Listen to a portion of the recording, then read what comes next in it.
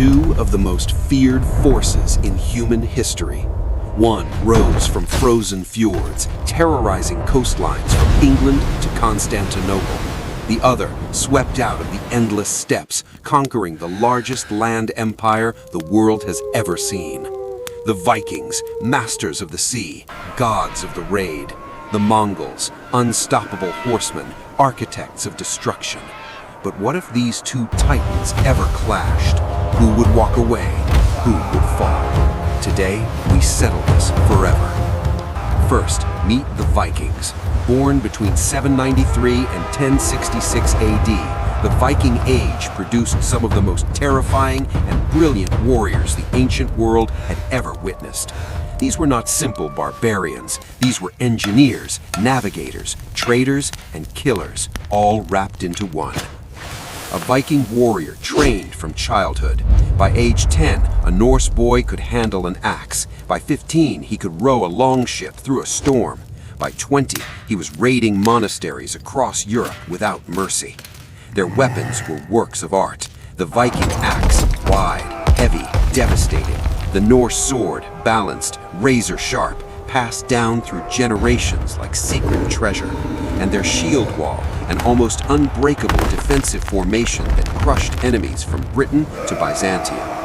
But their greatest weapon was their ship.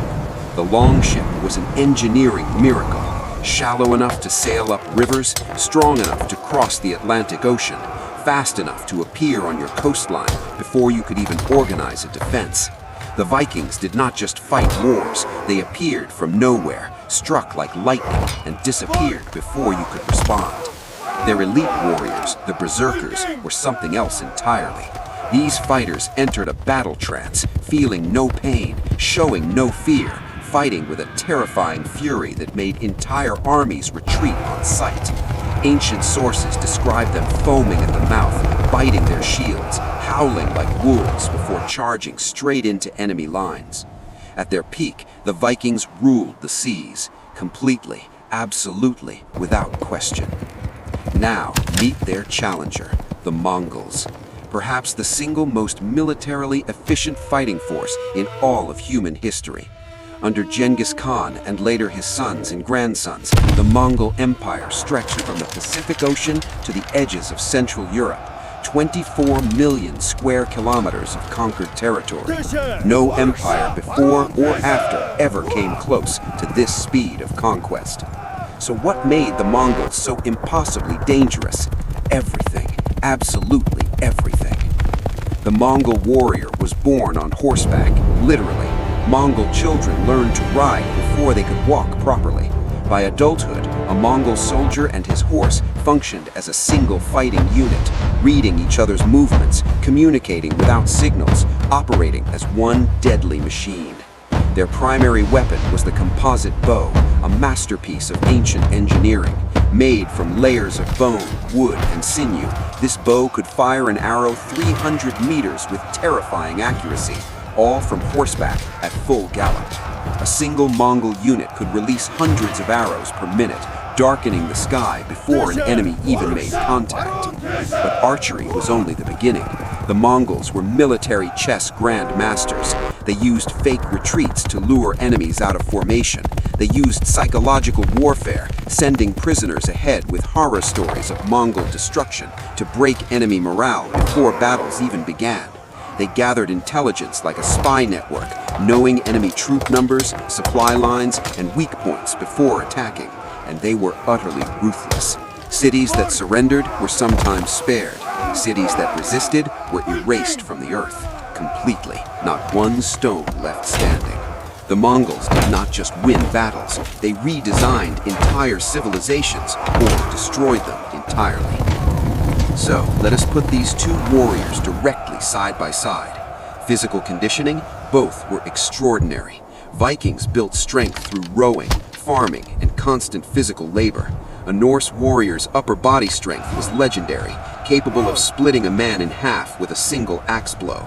Mongols built endurance, capable of riding 100 kilometers a day for weeks without rest, surviving on almost nothing.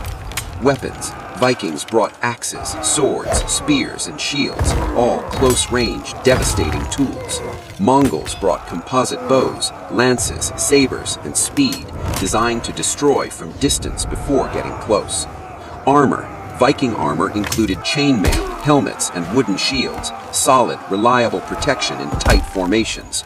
Mongol armor was lighter, leather and lamellar plates, designed for speed and mobility rather than heavy protection. Psychology. Vikings believed dying in battle guaranteed entry into Valhalla. They genuinely did not fear death. Mongols were trained from birth to view retreat as a tactical tool, not a failure, making them impossible to psychologically break. Weakness. Vikings struggled against enemies who refused to meet them in direct combat. Mongols struggled in environments that neutralized horses, dense forests, island terrain, naval warfare. So, let us build our battlefield. The year is 1241.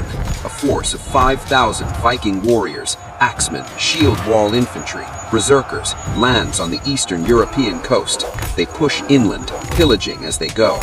Word reaches the nearest Mongol general. He sends 5,000 of his finest cavalry archers to intercept. The two forces meet on an open plain near a wide river, dense forests on flanks. Both sides pause. Both sides study each other.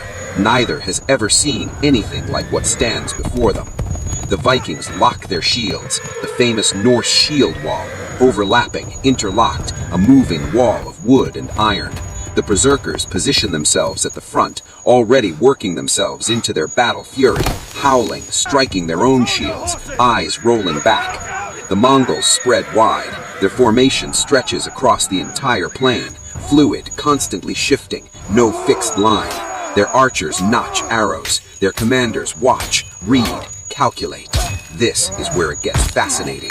The Mongols strike first. Always, it's their doctrine. Never let the enemy dictate the opening move. 1,000 arrows fill the sky simultaneously. The Viking shield wall responds perfectly. Shields rise, locking together overhead. Most arrows deflect, but not all. Gaps appear. Men fall. The wall tightens, closes, holds. The Vikings advance, slowly, deliberately. Step by step, their shield wall moves forward like a grinding machine. The Mongols do what Mongols always do. They retreat, deliberately, pulling the Vikings forward, stretching their formation, creating gaps. Viking berserkers, maddened by battle fury, break from the wall, charging forward into open ground. This is exactly what the Mongols wanted. The retreating Mongol archers split, half circle left, half circle right. The berserkers who broke formation are surrounded in seconds. Arrows pour in from 3 directions simultaneously. Even berserkers, feeling no pain, refusing to stop, eventually fall under this volume of fire. Round 1, the Mongols hold the advantage. But the Vikings are not stupid. These are men who navigated unknown oceans using stars and instinct. Their commanders recognize the open field is death against mounted archers. The order goes out, retreat to the forest flanks. And here, everything changes. Mongol horses cannot operate in dense forest. The trees are too close, the ground too uneven, the sight lines gone. The composite bow, deadly at 300 meters on open ground, becomes nearly useless between thick trunks at 10-meter range. The Vikings transform into something else entirely in the forest. Patient, silent, waiting. Individual warriors hiding behind trees, axes ready. When Mongol scouts push into the tree line, they meet Norse steel at arm's length. This is the Vikings' world now. Close quarters, one-on-one, axe against saber. Round 2, the Vikings have completely equalized. The Viking commanders make a bold move. Using timber from the forest, they construct rapid rafts, exactly the kind of maritime engineering that defined Norse culture, and push onto the river. From the water, Viking archers fire onto Mongol positions along the bank. The Mongols cannot easily respond. Their horses panic near the water's edge. The Vikings begin landing on the opposite bank, flanking the Mongol position entirely. The Mongol general faces a problem he has never encountered. His cavalry cannot cross effectively. His archers are taking casualties from the water. His flanking routes are blocked by forest. Round 3, the Vikings have seized the initiative. The Mongol general makes the only logical decision: pull back,